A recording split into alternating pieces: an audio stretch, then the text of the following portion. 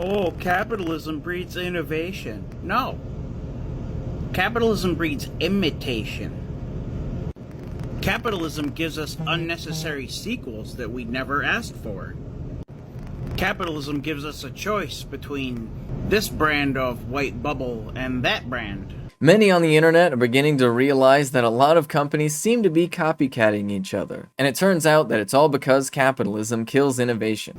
Every time something's successful under capitalism, all the other companies try to imitate that success so they can profit off it too. So this is one of those things you'll hear from capitalists all the time, that capitalism breeds innovation. But the truth is, that's never been true. And the reason why is actually fairly simple. It turns out that when companies invest in research and development, they're always skeptical and nervous about investing that money. They want to know that before they invest money into researching something, that it's probably going to be profitable. Which is why you see very, very limited success when it actually comes to companies trying to innovate new things. For example, a perfect case study is pharmaceuticals. If you look at pharmaceutical development, the drugs that have had the largest positive impact on society have typically been developed by the government, not by private investors. Historically, private pharmaceutical companies are less likely to produce drugs that are revolutionary or game-changing in any particular field because they're so busy trying to replicate things that already sort of exist. I mean, think about it.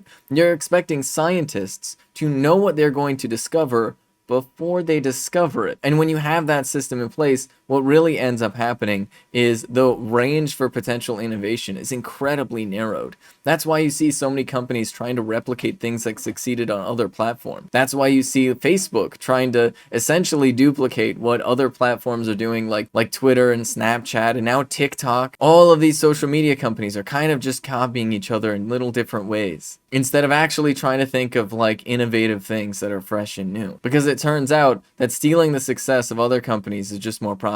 It's also important to remember that there is a real type of innovation that happens under capitalism, and that's planned obsolescence. They're getting very, very innovative at figuring out how exactly to design products so that they break at a certain period of time so that you have to keep buying them.